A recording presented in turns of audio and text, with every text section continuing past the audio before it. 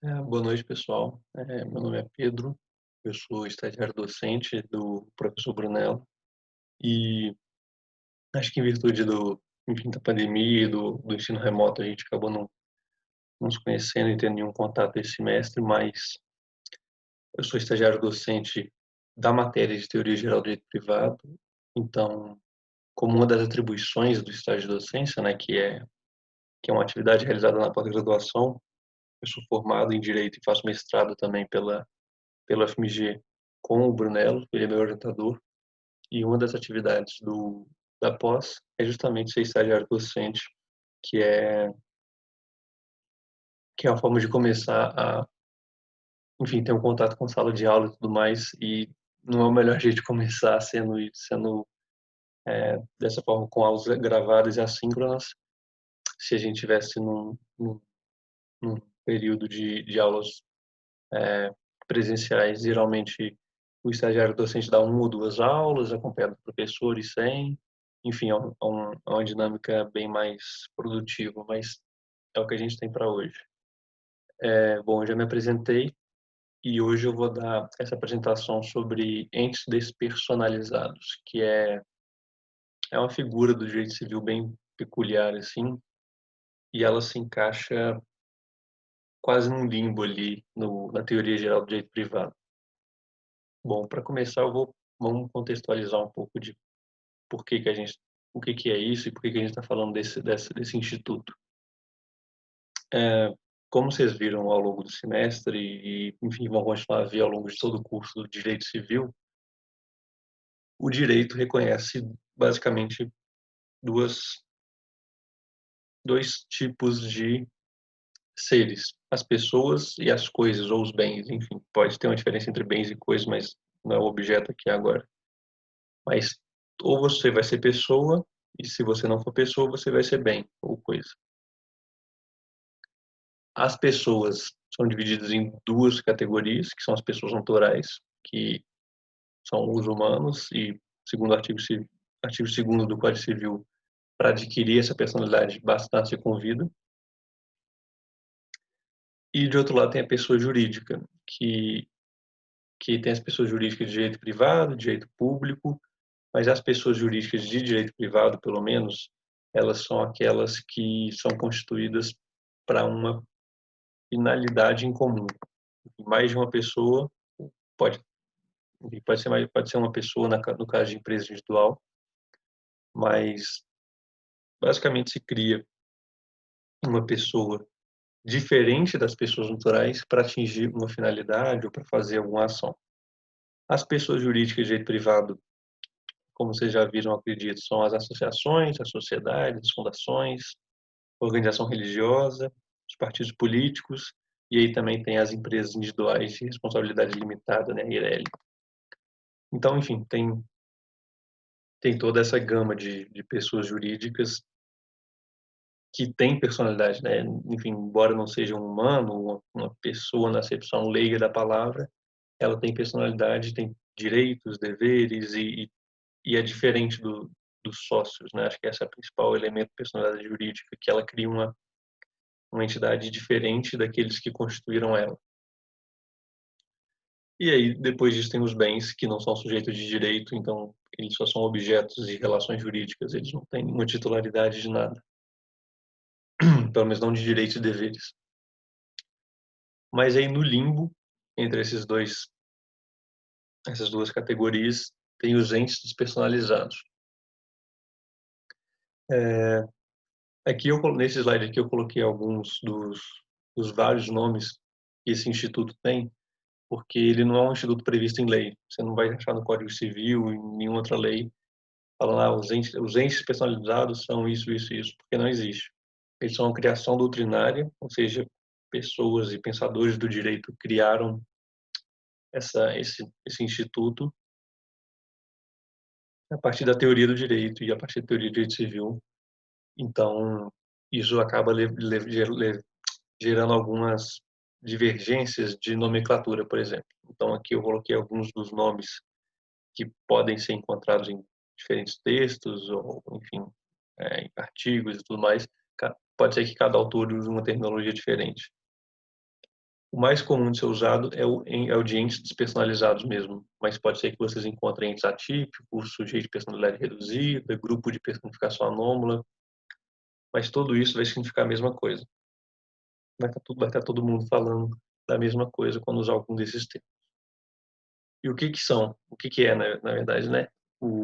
Os entes o Instituto do Ente de Personalidade Reduzida, ou os entes personalizados.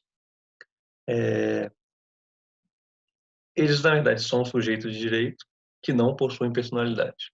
Então, antes eu falei que ou você é pessoa ou você é coisa, mas aí no meio termo quase tem os entes despersonalizados que eles não possuem personalidade, então eles não se, enfim, eles não podem praticar atos como pessoas, eles têm que ser representados, enfim, tem uma série ali de implicações o fato de você não ter personalidade, né? Mas eles, a lei atribui a eles deveres e direitos. Então, o motivo deles existirem é porque têm direitos e deveres conferidos para algumas entidades que não são pessoas. Então, teria que ter alguma forma de operacionalizar isso juridicamente para que faça sentido, por exemplo, um condomínio contratar um empregado ou um espólio ser parte numa ação judicial. Enfim, eu vou explicar isso mais, eu vou explicar essas figuras um pouco mais para frente, mas basicamente tem direitos e deveres conferidos pela lei para um acervo patrimonial que é destinado a uma finalidade específica e a lei não confere personalidade a ele. Então, a maneira de personalizar isso é a partir do Instituto do Ente Despersonalizado. E, embora ele possa praticar ações, a capacidade dele está ligada ao princípio da legalidade estrita, ou seja, o oposto do princípio da legalidade que vale para nós, que é pode fazer tudo que não está proibido em lei. Para eles, para essas figuras de entidade, de entes despersonalizados, na verdade, eles só podem praticar aquilo que está ligado à natureza deles ou à finalidade pela qual eles foram constituídos. Então, aqui entrando em alguns exemplos. Por exemplo, a massa falida, a herança adjacente, a sociedade em comum, o condomínio e o espólio. Esses são alguns dos principais exemplos de entes personalizados. Eles são figuras que possuem deveres, possuem direitos e podem até ser representados, eles são representados e podem até ser parte de ação judicial a partir do seu representante, e inclusive está previsto pelo Código de Processo Civil. E, enfim, e eles vão praticar ações. Então, por exemplo, o condomínio edilício ele pode inclusive ter um funcionário contratado por ele, mesmo ele não sendo pessoa. A massa falida pode cobrar devedores com as quais ela tem crédito. Então a estrutura aqui é quase de uma pessoa. Ela pode praticar negócio jurídico, pode figurar em polo de ação judicial, mas tudo isso ligado à finalidade dela. Ela não pode extrapolar isso. Então, vamos entrar aqui em alguns exemplos para ficar mais claro. A massa falida, por exemplo, o que é a massa falida? A massa falida é quando uma empresa ou um empresário fale, ele declara falência, e aí o montante, do, o, o dinheiro que sobrou, né, o dinheiro da pessoa jurídica que foi declarada falida, forma a massa falida e provavelmente ele, já que ele faliu, vai conter várias dívidas a serem pagas. E para isso, cria um patrimônio autônomo do, enfim, não é mais do administrador, do sócio e nem da pessoa jurídica, mas é um patrimônio autônomo que vai ser usado para justamente pagar os devedores com os quais ela tem dívidas. E aí o que que vai poder fazer, o que que vai poder ser praticado dentro do contexto ali, o que a massa falida vai poder fazer, já que eu disse que elas têm alguma capacidade ilimitada. Os atos úteis à administração dos bens. Então, por exemplo, pode contratar um seguro para que os bens sejam protegidos, e, enfim, vamos supor que tem uma frota de vários carros e que não estão assegurados. A massa falida vai poder contratar um seguro para esses carros justamente para proteger esses bens e viabilizar a finalidade dela, que é pagar as dívidas remanescentes. Ela ainda pode ser titular dos créditos do falido. Então, se alguma empresa tinha uma dívida com a empresa que faliu, a massa falida vai poder cobrar essa dívida justamente com o objetivo de aumentar o patrimônio para pagar os devedores, os devedores de quem ela deve, né? E tudo isso é representado pelo administrador judicial, que é uma figura bem específica desse, desse ente aqui. Um outro exemplo é da herança jacente, que é um conjunto de bens deixado por uma pessoa que não tem herdeiros. Então, se uma pessoa morreu e não tem nenhum herdeiro conhecido, ou o herdeiro que ela deixou em testamento não é encontrado, fica essa herança jacente, e ela é representada por um administrador nomeado judicialmente. E o que ele vai fazer é justamente manter aquela herança ali. É, o ato dele vai ser manter aquele patrimônio, aquela herança, até que seja encontrado o herdeiro ou tenha outra destinação. Um outro exemplo é a sociedade em comum, que, como eu mesmo falei, como vocês sabem, um dos tipos de personalidade jurídica de direito privado é a sociedade. Só que, para que a sociedade ganhe personalidade jurídica, para que ela, de fato, tenha autonomia entre a sociedade e os sócios, para que sejam pessoas diferentes, é preciso que o ato constitutivo, na verdade, o contrato social e tudo mais, tem que ser registrado. E isso depende de onde for. Se for uma sociedade civil, vai ser no cartório de registro público. Se for uma sociedade empresarial, vai ser na junta comercial. E a partir desse registro é que a sociedade é constituída. Se ela não for constituída, se ela não for registrada, ela não vai ter personalidade. Então aí essa é a figura do sociedade em comum. Ela não tem uma personalidade própria, mas ela existe de fato, porque os sócios estão agindo como se ela existisse. Os sócios podem estar contratando, podem estar até se apresentando como uma empresa, como uma sociedade civil ou uma sociedade empresarial, mas ela de fato não existe. Então, aqui é um outro exemplo de um ente despersonalizado. E aí o patrimônio dela vai ser também autônomo. O patrimônio dela, ela vai ter um patrimônio próprio para pagar as obrigações sociais, mas isso aí não precisa preocupar muito, mas a título de informação, os sócios têm responsabilidade integral. Integral não, né? Mas tem responsabilidade ilimitada e solidária. Então, se o patrimônio da sociedade não for suficiente para pagar alguma dívida que ela contrair, o sócio vai ser chamado a pagar.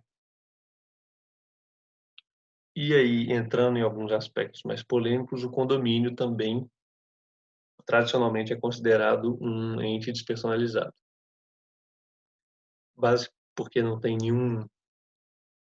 Ele não está figurando na lista na lista do artigo, qual artigo é mesmo? O artigo 44 do Código Civil, que lista lá as associações, fundações, sociedade, enfim, aquela lista que eu falei, que são as pessoas jurídicas de direito privado. O condomínio não está listado lá.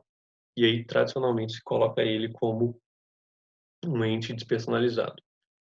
Mas ele tem tantas atribuições, ele representa o interesse comum dos condôminos, ele pode contratar empregados, ele pode ser responsabilizado civilmente, ele pode dever tributos, não em nome de cada condomínio, mas enquanto o condomínio inteiro, ele pode adquirir bens, enfim, é quase como se fosse uma pessoa jurídica. Ele tem a mesma estrutura, mas ele tradicionalmente é entendido como um ente personalizado, e aí, nesse caso, ele seria representado pelo síndico.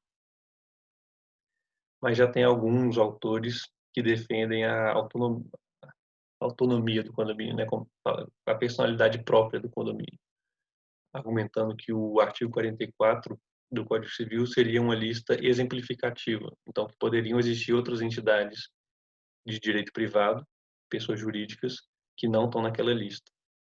Esse é o principal argumento assim para defender que o condomínio é uma pessoa jurídica própria. Mas na teoria clássica, assim, no que está inclusive no Código Civil, no Código de Processo Civil, tem listagem de alguns entes personalizados falando como eles vão ser representados, o condomínio está figurando naquela lista. Então, tem um debate bom aí se ele é ou não pessoa jurídica. E aí, por fim, tem o espólio, que ele é um conjunto de direitos e deveres deixado por uma pessoa falecida, né? Então, a pessoa morreu, e aí vai formar o espólio, que vai receber créditos, vai pagar as dívidas deixadas, enfim, vai normalizar a situação ali do patrimônio que foi deixado, para que depois ele possa ser dividido entre os herdeiros, enfim, quem quer que seja. E aí, nesse caso, ele é representado pelo inventariante, nomeado judicialmente, não tem uma atribuição pré-definida. Aqui é o artigo do Código de Processo Civil que eu mencionei, que está falando expressamente ali que vão ser representados em juízos, tanto no polo ativo quanto no polo passivo. Esses elementos que eu mencionei agora, inclui o condomínio ali, você pode ver em último, no inciso 11, o condomínio pelo administrador ou síndico. Então, para resumir e finalizar aqui a apresentação, essas figuras do espólio, da massa falida, da herança jacente, do condomínio, da sociedade comum, eles são um patrimônio autônomo que tem direitos e tem deveres que podem ser representados judicialmente, eles podem ser polo de ação judicial, eles podem praticar negócios jurídicos, então o condomínio pode contratar funcionários, pode adquirir bens, a massa falida pode entrar em uma ação de cobrança, enfim, pode praticar uma série de atos, mas esses atos são ligados unicamente à finalidade e à natureza deles. Eles não podem sair fazendo o que eles quiserem. Então a massa falida não pode contratar, enfim, sei lá, um, um cantor para dar um show na festa de aniversário do administrador judicial. Ele não pode fazer isso, porque ele está fugindo do escopo de existência dele, da finalidade dele. Então, esse contrato é até nulo. Enfim, o que eu queria trazer aqui é uma apresentação bem breve sobre essa figura, que ela fica num limbo ali no direito civil e é pouco explorado.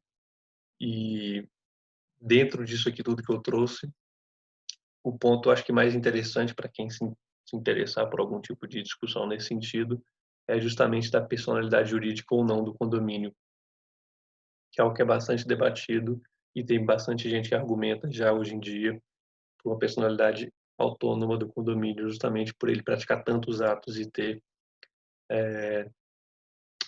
e nesse caso, por exemplo, no espólio, na herança, na massa falida, não tem o que chama de affectio societatis, né? O desejo de formar uma sociedade ou de unir um esforço em comum. E no condomínio, isso pode existir um pouco mais, já que é para representar todos os condôminos, justamente para administrar o edifício, né? O prédio, enfim, qualquer coisa que seja. E os atos deles são ligados a esse sentido também, de contratação de funcionários para administração, para cuidar, para manutenção do edifício. Eu acho que é isso. Não quero me estender muito. E esse tema ele é mais recortado mesmo, ele não é muito amplo. Espero que tenha dado para entender um pouco desse instituto do índice personalizado. E E é isso. Espero que tenham sido proveitoso.